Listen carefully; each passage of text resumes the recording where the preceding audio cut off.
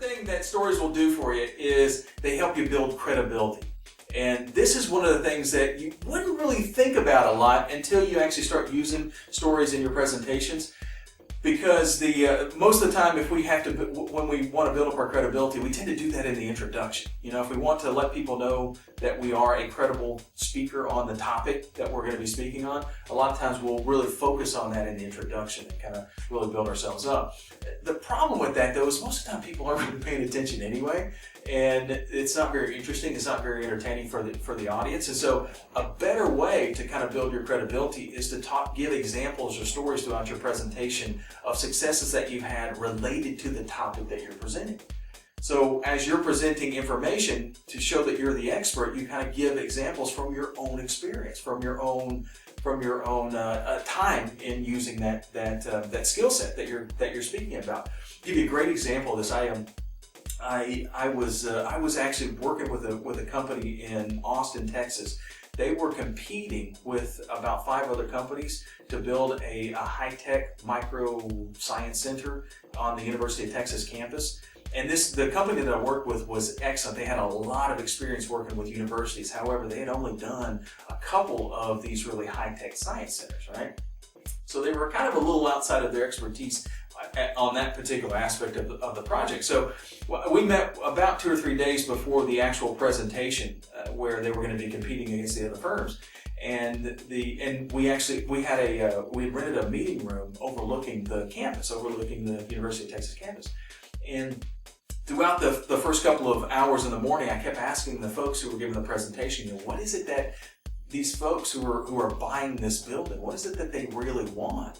And the answers that I kept getting from them were things like, well, they want a building, they want high tech, they want these things that were kind of nebulous, they weren't really specific, and we were actually struggling with trying to figure out what to really focus the presentation on.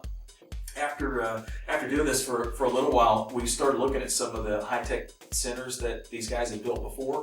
And one of them, I kind of picked up the photograph of it, and it was a glass building. It looked like something out of like Star Wars or something. It was beautiful, by the way, very elegant kind of picture. But I'm holding it up to the window that's overlooking the campus, and I kind of looked at them and I said, "Hey guys, you think the University of Texas wants something like that on their campus, right?" Because basically what we had kind of figured out in the high-tech kind of issue that they thought was going to be most important to these guys, that thing that actually they had the least expertise on, was probably not really what these guys were going to be most focused on. The University of Texas is a very Gothic kind of university. It's gorgeous, it's a Victorian-style Gothic kind of university.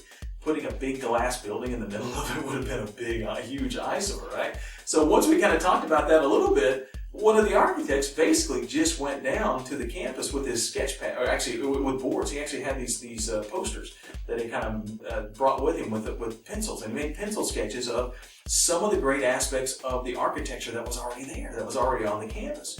And when they gave their final presentation before the committee that was going to be choosing the contractor to build this building, they did the 3 or 4 PowerPoint slides, and then we made one entire slide just white. It was blank, and it created kind of a spotlight. And they put a tripod up right where the light was kind of flowing. And this architect came in and he just started putting his boards up. And he said, "These are some of the things that we see on your campus that we want to incorporate in this new high-tech building." Right? So, and he would point out something that was already on the campus, and then he'd go to the next board, show him something else, go to the next board, show him something else, go to the next board, show him something else. And at the end of the presentation, they were really able to prove through their examples, through their stories, through what they were doing, they were able to kind of prove that they were capable of doing what the University of Texas was really most interested in, right? So basically, that little story that I just told, that's something that I've told for years, because one of my areas of expertise is helping groups of people sell in big high-level presentations. It's one of the things that I kind of focus on. So I'll just me telling that story to a potential client has a lot more credibility than basically listing the 30, 40, 50 different companies that I've worked for that I've kind of helped do that thing, right? So the example is what really teaches. It's the example that sells. Give them lots of details in your examples, and you'll actually build your credibility.